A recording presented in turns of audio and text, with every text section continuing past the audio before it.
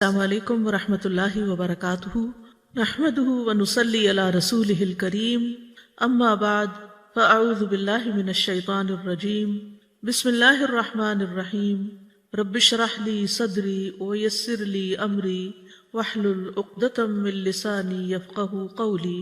اور مچھلی والے کو جب وہ غصے سے بھرا ہوا چلا گیا پس اس نے سمجھا کہ ہم اس پر گرفت نہ کریں گے، تو اس نے اندھیروں میں پکارا کہ تیرے سوا کوئی معبود نہیں، تو پاک ہے، یقیناً میں ظلم کرنے والوں میں سے ہو گیا ہوں۔ تو ہم نے اس کی دعا قبول کر لی اور اسے غم سے نجات دی، اور اسی طرح ہم ایمان والوں کو نجات دیتے ہیں۔ ایک مسافر جسے مشرق کی طرف سفر کرنا ہو، وہ ایک ٹرین میں سوار ہوتا ہے، مگر ٹرین چلنے کے بعد اس کو پتہ چلتا ہے کہ جس گاڑی میں وہ سوار ہے وہ تو مغرب کی طرف جا رہی ہے، تو سوچئے کہ اس کا حال کیا ہوگا۔ وہ اپنی اس غلطی پر یعنی غلط گاڑی پر بیٹھنے پر تڑپ اٹھے گا، بے چین ہو جائے گا، اور جو ہی اگلے اسٹیشن پر گاڑی رکے گی وہ فوراً اتر جائے گا۔ مومن کا بھی یہی حال ہوتا ہے، جب اس سے کوئی ایسی غلطی ہو جاتی ہے جو اسے صراط مستقیم سے ہٹا دیتی ہے، وہ کسی دوسرے راستے پر چل دیتا ہے جو آخرت میں نقصان دینے والا ہے، تو وہ تڑپ اٹھتا ہے، نہایت شرمندہ ہو کر اپنے رب کے حضور گڑ گڑا کر اپنی غلطی کا اعتراف کر کے دوبارہ سیدھے رستے پر آ جاتا ہے۔ مومن وہی ہے جو غلطی کر کے پلٹ آئے، توبہ کر لے، اپنے رب کو راضی کر لے، حتیٰ کہ رب اس سے راضی ہو جائے۔ دعا کی قبولیت کے لیے لازمی شرط ہے کہ آدمی سنجیدگی اور توجہ سے دعا مانگے، پورے دل سے مانگے اور اپنے قول و قرار پر غور کرے، اور جب انسان کے دل اور زبان میں موافقت پیدا ہو جاتی ہے تو دعائیں قبول ہونے لگتی ہیں، مشکلات حل ہو جاتی ہیں، رنج و غم سے نجات مل جاتی ہے۔ وَظَنُّونِ إِذْ ذَهَبَ مُغَاضِبًا فَظَنَّ أَن لَّن نَّقْدِرَ عَلَيْهِ فنادى في الظلمات أن لا إله إلا أنت سبحانك إني كنت من الظالمين فاستجبنا له ونجيناه من الغم وكذلك ننجي المؤمنين۔ یہ آیت جو آپ کے سامنے پڑھی گئی ہے، لا الہ الا انت سبحانک، اس آیت کو آیت کریمہ بھی کہا جاتا ہے۔ یہ قرآن مجید میں سورۃ الانبیاء کی آیت نمبر 87 ہے۔ اس میں یونس علیہ السلام کا واقعہ بیان کیا گیا ہے۔ یہ واقعہ اس جگہ کے علاوہ سورۃ صافات اور سورۃ قلم میں بھی بیان کیا گیا ہے۔ اللہ سبحانہ وتعالیٰ نے نینوا والوں جو عراق کا علاقہ ہے اس میں تقریباً 8ویں صدی قبل مسیح یونس علیہ السلام کو بھیجا۔ آپ نے انہیں اللہ کے دین کی دعوت دی، مگر انہوں نے اسے قبول کرنے سے انکار کرتے ہوئے اپنے کفر پر اصرار کیا۔ یونس علیہ السلام اپنے لوگوں سے ناراض ہو کر چلے گئے اور وعدہ کر گئے کہ 3 دن بعد اللہ کا عذاب آ جائے گا۔ جب ان لوگوں کو یہ بات ثابت ہو گئی اور وہ سمجھ گئے کہ نبی جھوٹ نہیں بولا کرتے، تو وہ اپنے بچوں، چوپایوں، مویشیوں کو لے کر صحرا کی طرف نکل گئے۔ انہوں نے ماں اور ان کے بچوں کو الگ الگ کر دیا، اور پھر اللہ عز و جل کے حضور آہوزاری کی۔ اونٹ اور ان کے بچے بلبلانے لگے، گائیں اور ان کے بچے ڈکرانے لگے، اور بھیڑ بکریاں اور ان کے بچے ممیانے لگے، تو اللہ نے ان سے عذاب کو دور کر دیا۔ یونس علیہ السلام کی قوم سے عذاب ٹل گیا، انہوں نے عذاب اپنی آنکھوں سے دیکھا، لیکن ایمان لانے پر، توبہ کرنے پر، اللہ کی طرف سچے دل سے پلٹنے پر اللہ سبحانہ تعالیٰ نے ان سے عذاب ٹال دیا۔ اللہ تعالیٰ کا فرمان ہے فَلَوْلَا كَانَتْ قَرْيَةٌ آمَنَتْ فَنَفَعَهَا إِيمَانُهَا إِلَّا قَوْمَ يُونُسَ لَمَّا آمَنُوا كَشَفْنَا عَنْهُمْ عَذَابَ الْخِزْيِ فِي الْحَيَاةِ الدُّنْيَا وَمَتَّعْنَاهُمْ إِلَىٰ حِينٍ۔ سو کوئی ایسی بستی کیوں نہ ہوئی جو ایمان لائی ہو، پھر اس کے ایمان لانے نے اسے نفع دیا ہو۔ یونس کی قوم کے سوا جب وہ ایمان لے آئے تو ہم نے ان سے ذلت کا عذاب دنیا کی زندگی میں ہٹا دیا اور انہیں ایک وقت تک سامان دیا۔ جب قوم نے توبہ کر لی تو ان کا عذاب ٹل گیا۔ دوسری طرف یونس علیہ السلام کچھ دور جا کر لوگوں کے ساتھ ساحل سمندر پر ایک کشتی میں سوار ہو گئے۔ جو ہی کشتی میں سوار ہوئے کشتی ڈگمگانے لگی اور لوگوں کو غرق ہونے کا خطرہ پیدا ہو گیا، تو انہوں نے قرہ اندازی کی کہ ایک آدمی کو کشتی سے نکال دیں تاکہ اس کا بوجھ ہلکا ہو جائے۔ قرے میں یونس علیہ السلام کا نام نکلا، مگر انہوں نے آپ کو کشتی سے نکالنے سے اپنے آپ کو انکار کر دیا۔ انہوں نے دوبارہ قرہ اندازی کی، پھر آپ ہی کا نام نکلا، حتیٰ کہ جب تیسری بار قرہ اندازی کی گئی تو پھر بھی آپ ہی کا نام نکلا۔ اللہ سبحانہ تعالیٰ کے سلسلے میں فرمان ہے فَسَاهَمَ فَكَانَ مِنَ الْمُدْحَضِينَ، پھر وہ قرہ میں شریک ہوا تو ہارنے والوں میں سے ہو گیا۔ قرہ ان کے نام نکل آیا۔ یہ دیکھ کر یونس علیہ السلام کھڑے ہو گئے، انہوں نے کپڑے اتارے اور دریا میں چھلانگ لگا دی۔ ابن مسعود رضی اللہ عنہ کہتے ہیں کہ اللہ سبحانہ تعالیٰ نے بحر اخضر سے ایک مچھلی کو بھیجا جو دریاؤں کے پانی کو پھاڑتی ہوئی پہنچی۔ اس نے اس وقت یونس علیہ السلام کو نگل لیا جب انہوں نے کشتی سے چھلانگ لگائی تھی، یعنی جو ہی انہوں نے سمندر میں چھلانگ لگائی فوراً ہی کشتی نے ان کو ہڑپ کر لیا۔ اللہ سبحانہ تعالیٰ نے اس مچھلی کی طرف وحی نازل فرمائی تھی کہ تو نے یونس علیہ السلام کے گوشت کو نہیں کھانا، نہ ہی ہڈی کو نقصان پہنچانا ہے، کیونکہ یونس تیرے لیے رزق نہیں بلکہ تیرا پیٹ اس کے لیے محض قید خانہ ہے۔ دیگر آیات میں بھی اس واقعے کی تفسیر ملتی ہے، وَإِنَّ يُونُسَ لَمِنَ الْمُرْسَلِينَ اذ ابق الى الفلك المشحون فساهم فكان من المدحضين فالتقمه الحوت وهو مليم، اور بلا شبہ یونس یقیناً رسولوں میں سے تھا۔ جب وہ بھری ہوئی کشتی کی طرف بھاگ کر گیا، پھر وہ قرے میں شریک ہوا تو ہارنے والوں میں سے ہو گیا، پھر مچھلی نے اسے نگل لیا اس حال میں کہ وہ مستحق ملامت تھا۔ دوسری طرف ان کی قوم کی کثیر تعداد لوگوں نے ایمان قبول کر لیا۔ تو بہرحال اس آیت میں اللہ سبحانہ تعالیٰ خوبصورت انداز میں یونس علیہ السلام کا قصہ بیان کرتے ہیں۔ وَذَنُّونَ، اور نون والا، یعنی نون عربی میں کہتے ہیں حوت کو، یعنی مچھلی کو۔ اس کی جمع ہوتی ہے نینان اور انوان، اور ان کا نام یہ کس لیے پڑا؟ کیونکہ مچھلی نے آپ کو نگل لیا تھا، اور اس نے تو اللہ کے حکم سے ہی نگلا تھا۔ تو اللہ سبحانہ تعالیٰ نے اپنے بندے یونس علیہ السلام کو خوبصورت ذکر اور اچھی تعریف کے ساتھ یاد کیا اور کہا کہ اور مچھلی والا، یعنی یہ بھی ایک پیار کا انداز ہے۔ اذ ذهب مغاضبا، جب وہ غضبناک ہو کے نکلا، یعنی اپنی قوم سے ناراض ہو گیا۔ فظن ان لن نقدر علیہ، تو سمجھا کہ ہم اس پر قدرت نہیں رکھتے، یعنی ہم کیا اس کو سزا دینے پر قادر نہیں، پکڑنے پر قادر نہیں۔ تو انہوں نے کیا کیا؟ جب مچھلی نے نگلا، فنادا فی الظلمات، تو اندھیروں میں اپنے رب ہی کو پکارا، اپنے رب ہی کی طرف رجوع کیا۔ اور اندھیروں سے مراد رات کا اندھیرا، سمندر کا اندھیرا، مچھلی کے پیٹ کا اندھیرا تھا، یعنی اندھیرے پر اندھیرا تھا۔ اور کیا دعا مانگی؟ اللہ الہ الا انت سبحانک انی کنت من الظالمین، کہ تیرے سوا کوئی الہ نہیں، تو پاک ہے، بے شک میں ہی ظالموں میں سے ہوں۔ تو یونس علیہ السلام نے اللہ تعالیٰ کو ان کی کامل الوہیت کا اقرار کرتے ہوئے پکارا، اللہ کی ذات کو ہر نقص، ہر عیب، ہر آفت سے منزہ اور پاک قرار دیا، اور اپنے ظلم اور جرم کا اعتراف کر لیا۔ انی کنت من الظالمین کہہ کر اپنے آپ کو ظالم قرار دیا۔ ظلم جو ہے ایک انسان اور اللہ تعالیٰ کے درمیان ہوتا ہے، دوسرا انسان کا اپنے اور لوگوں کے درمیان ہوتا ہے، تیسرا انسان کا اپنے اور اپنے نفس کے درمیان ظلم کرنا ہوتا ہے۔ تو بہرحال جب انہوں نے اپنی غلطی کا اعتراف کیا تو اللہ تعالیٰ فرماتے ہیں نیکسٹ آیت میں فَاسْتَجَبْنَا لَهُ، تو ہم نے اس کی دعا قبول کر لی۔ سبحان اللہ، یعنی انہوں نے جو ہی خطا کا اعتراف کیا اللہ سبحانہ تعالیٰ ان سے راضی ہو گئے۔ وَنَجَّيْنَاهُ مِنَ الْغَمِّ، اور ہم نے اس کو غم سے نجات دی۔ وَكَذَلِكَ نُنْجِي الْمُؤْمِنِينَ، اور ہم مومنوں کو اسی طرح نجات دیتے ہیں۔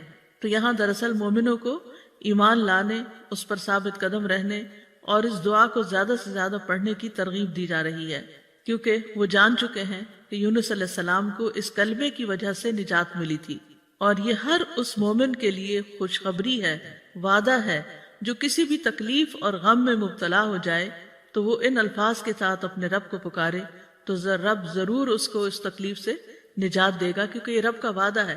کذالک ننجی المؤمنین، ہم اسی طرح بچائیں گے، نجات دیں گے مومنوں کو، یعنی جو بھی یہ طریقہ اختیار کرے گا اللہ تعالیٰ اس کی تکلیف کو دور کر دے گا، اس کی تکلیف کم کر دے گا، جیسا کہ اللہ تعالیٰ نے یونس علیہ السلام کے ساتھ کیا۔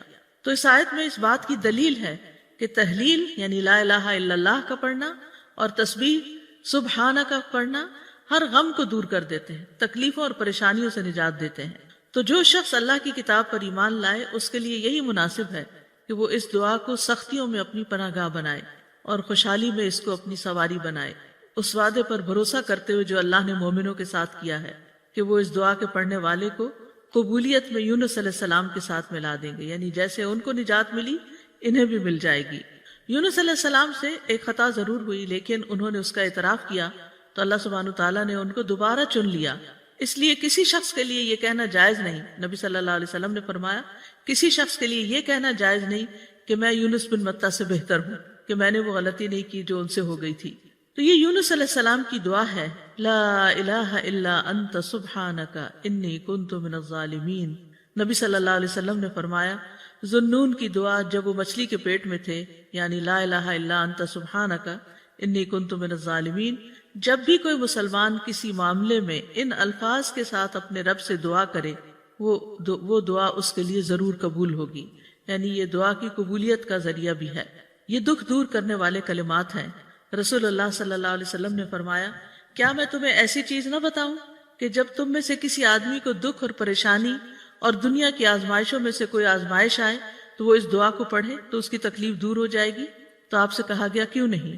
آپ نے فرمایا وہ مچھلی والے کی دعا ہے، لا الہ الا انت سبحانک انی کنت من الظالمین، تیرے سوا کوئی الہ نہیں، تو پاک ہے، بے شک میں ہی ظالموں میں سے ہوں۔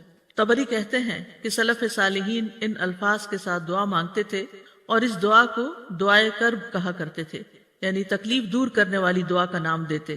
اور لا الہ الا اللہ جو ہے یہ افضل ترین ذکر ہے، اس کے ذریعے بھی بندے کو پریشانیوں اور غموں سے چھٹکارا ملتا ہے۔ یہاں پر ہم دیکھتے ہیں کہ یونس علیہ السلام کچھ مانگ نہیں رہے، صرف اللہ کی تعریف کر رہے ہیں اور اپنی خطا کا اعتراف کر رہے ہیں۔ تو یاد رکھیے اہل علم کہتے ہیں کہ دعا کی دو قسمیں ہوتی ہیں، ایک دعائے ثنا اور دوسری دعائے طلب۔ ایک ہے اللہ تعالیٰ کی تعریف پر مبنی دعا اور دوسری درخواست، یعنی کچھ مانگنا اللہ سبحانہ وتعالیٰ سے یا طلب کرنا۔ تو دعائے ثنا کیا ہوتی ہے؟ جیسے یہ ہے لا الہ الا انت سبحانک انی کنت من الظالمین، اور جیسے لا الہ الا اللہ وحدہ لا شریک لہ لہ الملک ولہ الحمد وہو علی کل شیء قدیر، یہ عرفہ کے دن کی دعا ہے۔ اسی طرح ایوب علیہ السلام نے جو دعا کی تھی انی مسنی الضر وانت ارحم الراحمین، یہ بھی اللہ تعالیٰ کی حمد و ثنا ہے۔ اور دعائے طلب کیا ہے؟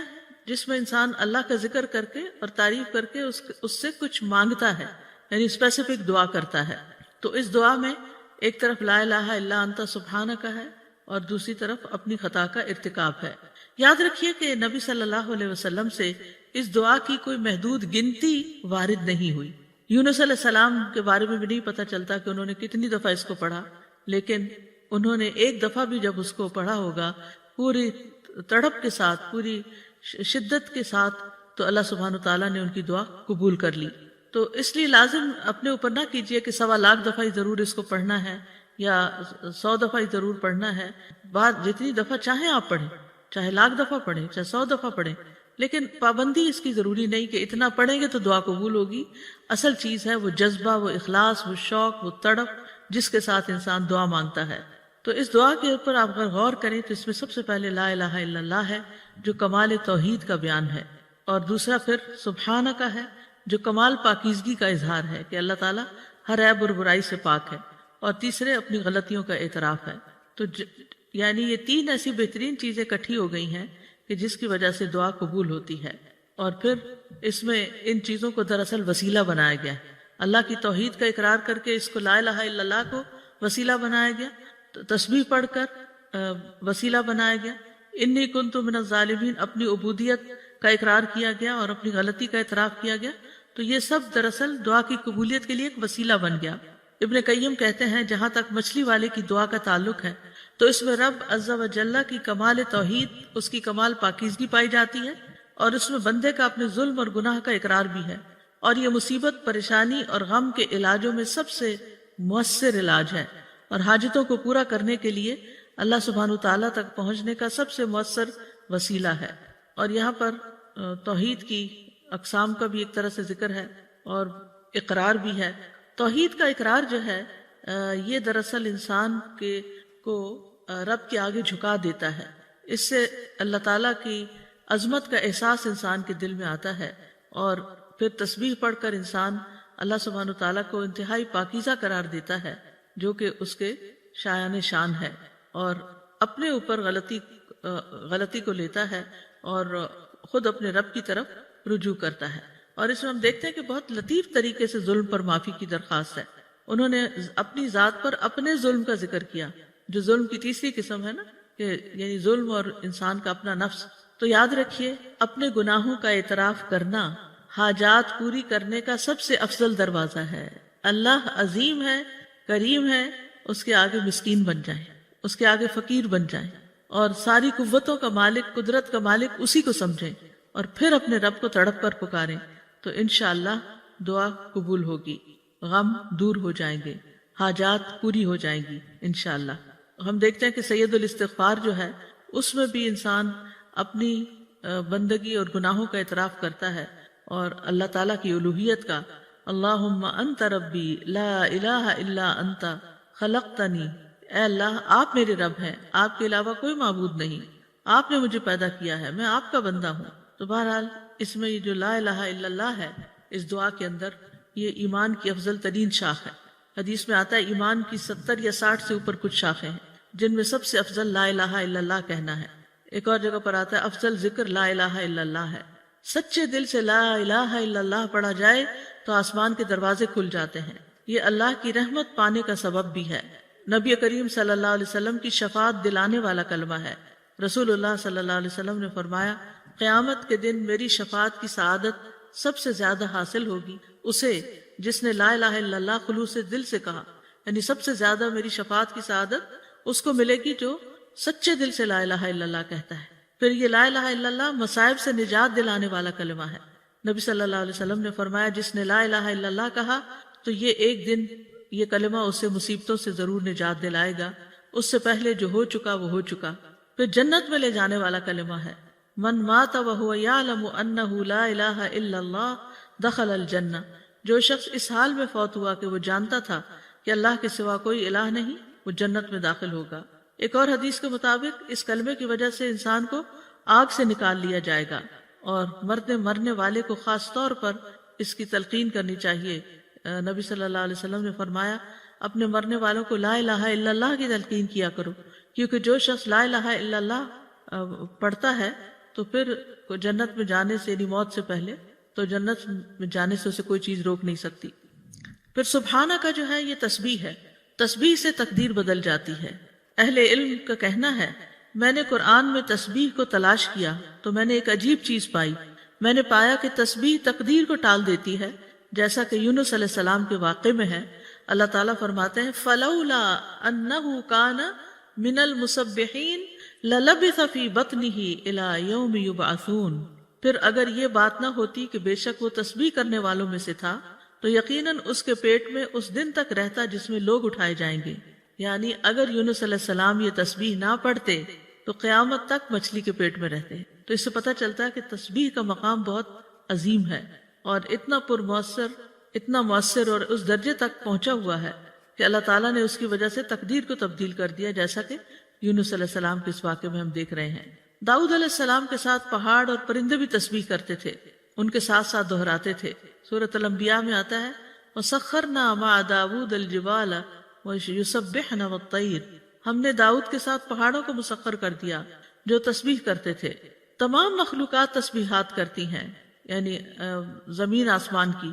سورۃ النور میں آتا ہے، أَلَمْ تَرَ أَنَّ اللَّهَ يُسَبِّحُ لَهُ مَنْ فِي السَّمَاوَاتِ وَالْأَرْضِ، کیا آپ نے نہیں دیکھا کہ بے شک اللہ کی تسبیح کرتے ہیں جو آسمانوں اور زمین میں ہیں۔ انبیاء علیہ السلام نے، جیسے زکریا علیہ السلام کے بارے میں آتا ہے کہ انہوں نے اپنی قوم کو بھی تسبیح کی تلقین کی، انسبحوہ بکرۃ وعشیٰ، انسبحوا بکرۃ وعشیٰ۔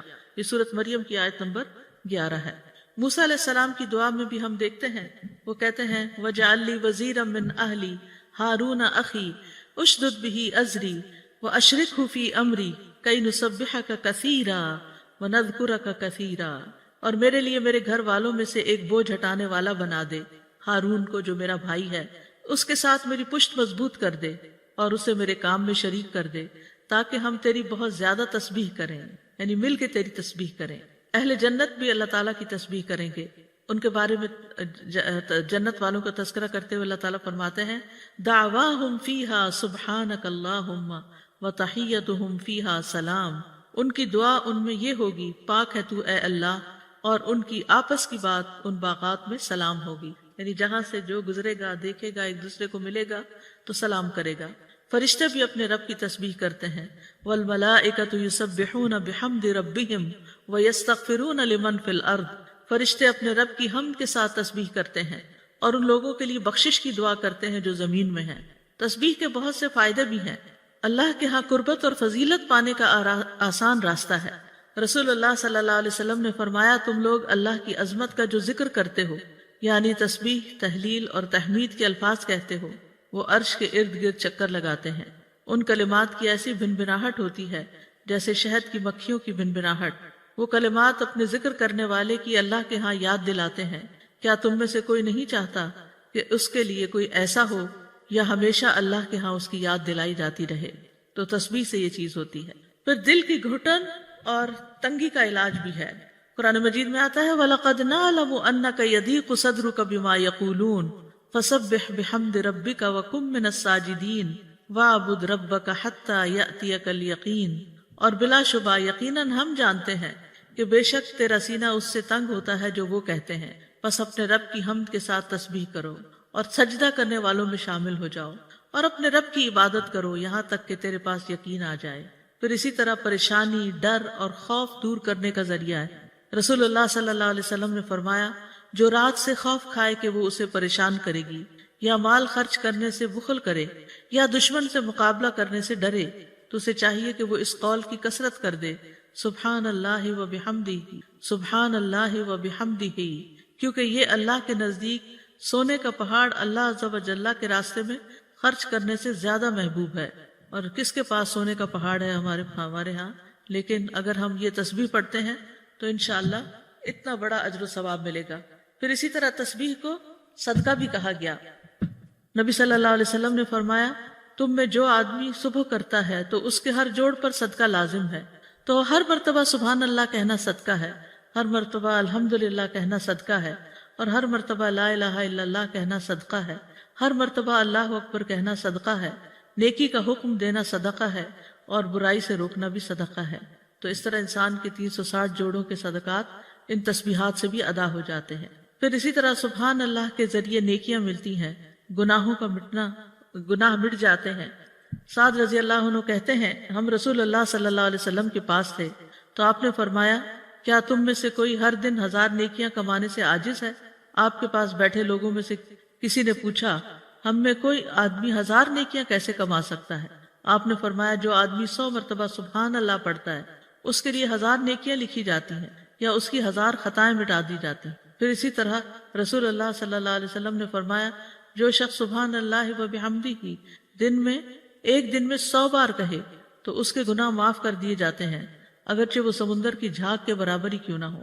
یہ صحیح مسلم کی روایت ہے۔ ایک بار تسبیح پڑھنے سے زمین و آسمان بھر جاتے ہیں۔ آپ صلی اللہ علیہ وسلم نے یہ بھی فرمایا کہ جس نے سورج طلوع ہونے اور اس کے قریب ہونے اور اس کے غروب ہونے سے قبل 100 بار سبحان اللہ کہا تو یہ 100 اونٹوں سے بہتر ہے۔ سورج طلوع ہونے اور اس کے غروب ہونے سے قبل 100 بار سبحان اللہ پڑھنا۔ پھر بات ہوتی ہے انی کنت من الظالمین پر، کہ بے شک میں ظالم ہوں، میں ظالموں میں سے ہوں، یعنی اپنے گناہوں کا اعتراف۔ تو یاد رکھیے جو شخص توبہ کرتا ہے اللہ تعالیٰ اس سے محبت کرتا ہے، جو اپنے گناہوں کا اعتراف کرتا ہے اللہ تعالیٰ اس سے خوش ہوتا ہے۔ قرآن مجید میں آتا ہے ان اللہ یحب التوابین ویحب المتطہرین، بے شک اللہ توبہ کرنے والوں اور پاک رہنے والوں سے محبت کرتا ہے۔ ایک اور جگہ پر آتا ہے رسول اللہ صلی اللہ علیہ وسلم نے فرمایا اللہ تم میں سے کسی کی توبہ پر اس سے زیادہ خوش نہیں ہوتا جتنا تم میں سے کوئی اپنی گمشدہ سواری کو پا لینے کے وقت خوش ہوتا ہے۔ یعنی جس طرح تمہیں کھوئی ہوئی سواری اپنی مل جائے جنگل صحرا میں تو تم خوش ہو جاؤ گے کہ اب تمہاری زندگی کے بچنے کا سامان مل گیا، تو اسی طرح اللہ تعالیٰ اس سے بھی زیادہ خوش ہوتے ہیں جب کوئی شخص توبہ کرتا ہے۔ پھر توبہ کرنے سے انسان کے گناہ معاف ہو جاتے ہیں۔ نبی صلی اللہ علیہ وسلم نے فرمایا اگر تم اتنے گناہ کرو کہ تمہارے گناہ آسمان تک پہنچ جائیں پھر تم توبہ کرو تو اللہ تعالیٰ تمہیں معاف کر دے گا۔ پھر گناہوں سے توبہ کرنے والا ایسا ہے جیسے اس نے گناہ کیا ہی نہ ہو۔ استغفار اور توبہ گناہوں کا علاج ہے۔ تو اس دعا سے کیا فائدے ہمیں حاصل ہوئے؟ اس دعا میں جامع آداب بھی ہیں اور پاکیزہ کلمات بھی ہیں اور ان کے بہت زیادہ فائدے بھی ہیں۔ کبھی کسی سے براہ راست کچھ مانگنے کی بجائے اشارتاً بات کی جائے تو اس کا بھی جواز ملتا ہے، جیسے اس دعا کے اندر اشارتاً بات کی گئی ہے، ڈائریکٹ دعا نہیں کی گئی۔ پھر یہ کہ کچھ اللہ سبحانہ و تعالیٰ سے مانگتے ہوئے دعا کے آداب اور قبولیت کے اسباب کو بھی ملحوظ رکھنا چاہیے، اور وہ اس دعا میں جمع ہو گئے ہیں۔ یعنی بندہ اپنی دعاؤں میں اپنی پریشانی، اپنے غموں اور مصیبتوں کے وقت اس دعا کو کثرت سے اختیار کر لے۔ دعا میں اللہ کی توحید کا ذکر کیا جائے، تسبیح تکلیفوں اور پریشانیوں سے نجات کا سبب ہے۔ توحید، ایمان اور گناہوں کا اعتراف دنیا اور آخرت کی ہلاکتوں سے بچانے والا ہے۔ گناہ نعمتوں کے زوال اور عذاب کے حصول کا سبب ہے، یعنی نعمتوں کے زائل ہونے اور عذابوں کے حاصل ہونے کا، مصیبتوں کے آنے کا سب سے بڑا جو سبب ہے وہ انسان کے اپنے ہی گناہ ہیں۔ اللہ سبحانہ و تعالیٰ سے حسن ظن رکھنا چاہیے، باوجود اس کے کہ وہ نبی تھے، ان کا بڑا مقام تھا، لیکن انہیں جن حالات سے واسطہ پیش آیا تو انہوں نے اپنے آپ کو قصوروار قرار دیا، اللہ تعالیٰ کو بلیم نہیں کیا یا کسی اور کو نہیں کیا۔ پھر یہ ہے کہ انسان یہ یاد رکھے کہ اس کے اوپر جو مصیبت آتی ہے وہ انسان کی اپنی کوتاہی کی وجہ سے آتی ہے۔ اللہ سبحانہ تعالیٰ تو ہر نقص اور عیب سے پاک ہے۔ پھر اسی طرح اس دعا سے یہ بھی پتہ چلتا ہے کہ مخلوقات خواہ کوئی بھی مقام اور مرتبہ حاصل کر لیں، وہ اللہ ہی کی محتاج ہیں۔ مخلوقات میں سب سے زیادہ بڑے درجے اور رتبے والے انبیاء ہوتے ہیں، لیکن وہ بھی اللہ کے بندے ہوتے ہیں، تو اس لیے کسی بھی مشکل پریشانی کے وقت انسانوں کی طرف نہیں بھاگیں بلکہ اللہ کی طرف دوڑیں۔ یہ دعا جو ہے وہ خاص طور پر رنج و غم دور کرنے کی دعا ہے۔ پہلی بات تو یہ یاد رکھنی چاہیے کہ انسان کمزور ہے، انسان کمزور پیدا کیا گیا۔ وَخُلِقَ الْإِنسَانُ ضَعِيفًا، اس کو تکبر زیب ہی نہیں دیتا کہ وہ جھوٹ موٹ بڑا بن کے رہے۔ انسان اللہ کا محتاج ہے۔ یا ایھا الناس انتم الفقراء الی اللہ واللہ هو الغنی الحمید، انسان کا اللہ کے سوا کوئی مددگار نہیں۔ وما لکم من دون اللہ من ولی ولا نصیر، تمہارے لیے اللہ کے سوا نہ کوئی دوست ہے نہ کوئی مددگار۔ پھر یہ کہ وَلِلَّهِ مُلْكُ السَّمَاوَاتِ وَالْأَرْضِ وَاللَّهُ عَلَى كُلِّ شَيْءٍ قَدِيرٌ۔ سورۃ آل عمران میں اللہ تعالیٰ فرماتے ہیں کہ اللہ آسمان و زمین کا مالک ہے، یعنی آسمان اور زمین یہ اللہ ہی کی ملکیت ہے، اور اللہ ہر چیز پر پوری قدرت رکھتا ہے۔ پھر اسی طرح بھلائی پہنچانے اور تکلیف ہٹانے پر اللہ قادر ہے، یہ بھی ہمارا یقین ہونا چاہیے۔ وَإِن يَمْسَسْكَ اللَّهُ بِضُرٍّ فَلَا كَاشِفَ لَهُ إِلَّا هُوَ وَإِن يَمْسَسْكَ بِخَيْرٍ فَهُوَ عَلَى كُلِّ شَيْءٍ قَدِيرٌ، اگر اللہ تجھے کوئی تکلیف پہنچائے تو اس کے سوا کوئی اسے دور کرنے والا نہیں، اور اگر وہ تجھے کوئی بھلائی پہنچائے تو وہ ہر چیز پر پوری طرح قادر ہے۔ پھر یہ کہ شفا اللہ ہی دیتا ہے۔ وَإِذَا مَرِضْتُ فَهُوَ يَشْفِينِ، اللہ ہی کو پکارنا برحق ہے۔ اللہ سے ہمیں اپنے غم اور دکھ کا اظہار کرنا چاہیے، جیسے یوسف علیہ السلام کے والد نے یعقوب علیہ السلام نے کہا انما اشکو بثی وحزنی الی اللہ، اپنے شکوے صرف اللہ ہی سے کرنے چاہیے اور ہر معاملے میں اللہ کی طرف بڑھنا چاہیے۔ نبی صلی اللہ علیہ وسلم نے فرمایا بے شک اللہ تعالیٰ فرماتا ہے میں اپنے بندے کے گمان کے ساتھ ہوتا ہوں جو وہ میرے ساتھ گمان رکھتا ہے، جب وہ مجھے یاد کرتا ہے میں اس کے ساتھ ہوتا ہوں، اور اگر وہ مجھے اپنے دل میں یاد کرے تو میں بھی اسے اپنے دل میں یاد کرتا ہوں، اگر وہ مجھے بھری محفل میں یاد کرے تو میں اسے اس سے بہتر محفل میں یاد کرتا ہوں، اگر وہ میری طرف ایک بالشت آئے تو میں اس کی جانب 1 گز نزدیک ہوتا ہوں، اگر وہ مجھ سے 1 گز قریب ہو تو میں اس سے 2 گز قریب ہوتا ہوں، اگر وہ میری طرف چلتا ہوا آئے تو میں دوڑتا ہوا اس کے پاس جاتا ہوں۔ پھر یہ کہ یعنی اس کا مطلب کیا ہے؟ اس کا مطلب یہ ہے کہ انسان کسی بھی تکلیف، مشکل، مصیبت کے وقت اللہ سبحانہ تعالیٰ کی طرف ہی پلٹے، اس سے رجوع کرے، اس سے گڑ گڑا کر دعا کرے، اور پھر جن چیزوں کا اللہ نے حکم دیا ان کو بجا بھی لائے۔ ہمیشہ اللہ سے اچھا گمان رکھنا چاہیے، ہر حال میں اللہ سے راضی رہنا چاہیے، اللہ ہی پر بھروسہ رکھنا چاہیے۔ دوسرا یہ کہ دنیا کی فکر چھوڑ کر آخرت کی فکر کرنی چاہیے۔ نبی صلی اللہ علیہ وسلم نے فرمایا جو اپنے غموں کو ایک ہی غم بنا لے، یعنی آخرت کا غم، تو اللہ دنیا کے غموں سے اسے کفایت کرے گا، اور جس شخص کا مقصد، حدیث میں یہ آتا ہے، جس شخص کا مقصد اور اس کی حرص دنیا ہو وہی اس کا ہدف بن جائے اور اسی کی نیت وہ کرتا ہو تو اللہ تعالیٰ اس کی آنکھوں کے سامنے اس کا فقر و فاقہ کر دیتے ہیں، اس پر اس کے معاملات بکھیر دیتے ہیں، اور اس کو اس سے اتنا ہی ملتا ہے جو اس کے لیے لکھ دیا گیا ہو۔ اور جس شخص کا مقصد اور اس کی حرص آخرت ہو اور وہی اس کا ہدف بن جائے اور اسی کی نیت کرتا ہو تو اللہ تعالیٰ اس کے دل میں غنا ڈال دیتے ہیں اور اس کے معاملات کو یکجا کر دیتے ہیں اور دنیا اس کے پاس ذلیل ہو کر آتی ہے۔ تیسری یہ کہ اجر پر نظر رکھنی چاہیے۔ نبی صلی اللہ علیہ وسلم نے فرمایا مومن مرد اور عورت پر جسمانی یا مالی یا اولاد کی طرف سے مستقل پریشانیاں آتی رہتی ہیں، یہاں تک کہ جب وہ اللہ سے ملتا ہے تو اس کا ایک گناہ بھی باقی نہیں رہتا۔ ایک اور حدیث میں آتا ہے کہ جتنی بڑی مصیبت ہوگی اتنا ہی بڑا اجر ہوگا، اور جب اللہ کسی قوم سے محبت کرتا ہے تو اس کو آزمائش میں مبتلا کر دیتا ہے۔ پھر یہ کہ مومن کے لیے ہر غم، تکلیف اور ڈپریشن بھی باعث اجر ہوتا ہے۔ نبی صلی اللہ علیہ وسلم نے فرمایا کسی مومن آدمی کے پاس جب کوئی تکلیف یا ایذا، بیماری یا رنج، یہاں تک کہ اگر اسے کوئی فکر ہی ہو تو اس سے اس کے گناہوں کا کفارہ کر دیا جاتا ہے۔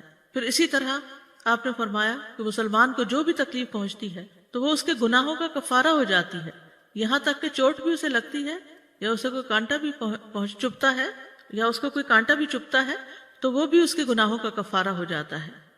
چوتھی بات ہے مثبت مشغولیت اپنائی جائے، اچھے کام میں مصروف ہوں۔